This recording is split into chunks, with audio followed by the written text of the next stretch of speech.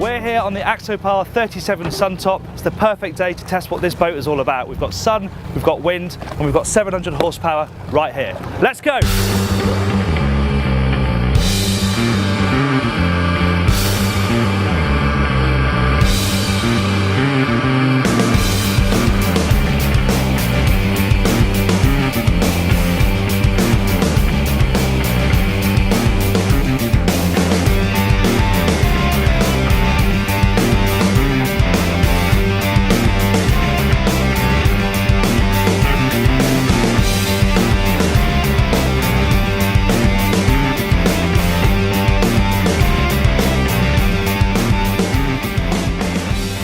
With my experience of the 28, I suspected the 37 would be really good to drive, and unsurprisingly, lengthening the hull has done nothing to the drive of this boat.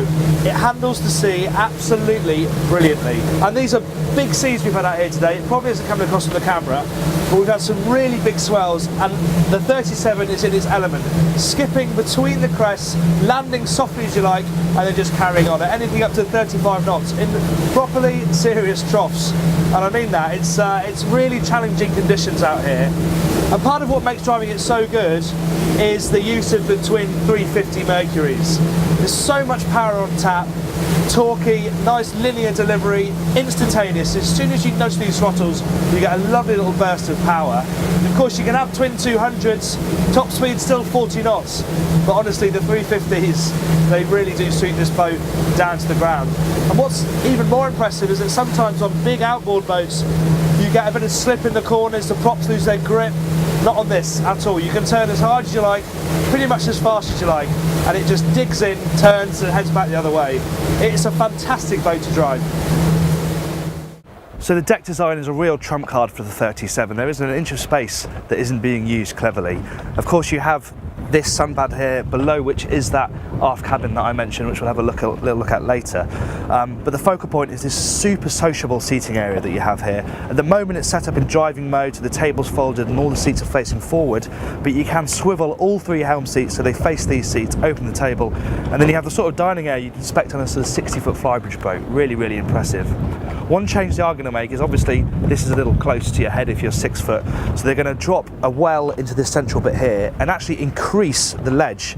That sounds like it doesn't make too much sense, but what that does is if you increase the ledge, then you're going to look at it because it's that much higher. If you look at it, then you're going to step over it and not just trip on this little ledge here. So once you get in here, you will be sunk down and have a bit more headroom.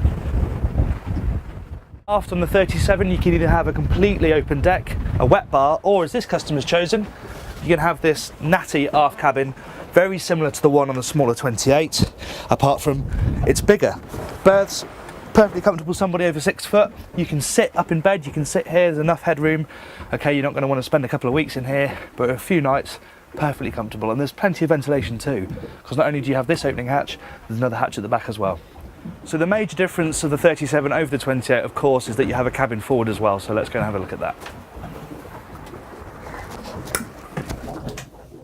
Now, no matter what deck layout you go for, you always get this double cabin on the 37. Perfectly comfortable for a couple of adults and really adds an extra element to this boat's long cruising abilities.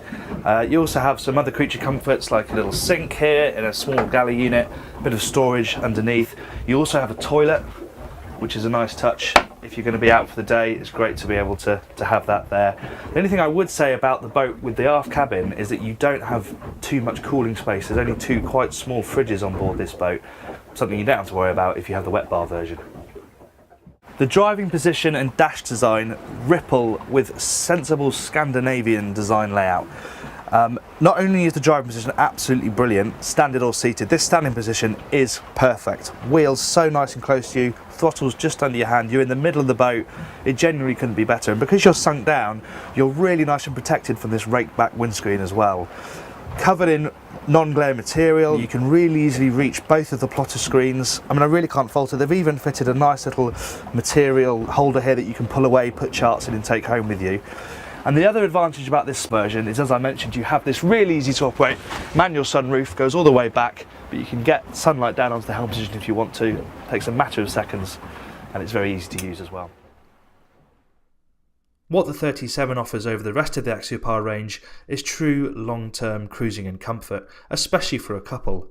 But on top of that you get the wonderful deck spaces, sea-kindly hull, agile handling and searing performance, especially with these top-of-the-range twin 350 horsepower Mercuries. But the most incredible thing is that with all this kit and those top-of-the-range engines, this boat came in at just under £180,000 on the water, which is incredible value for money.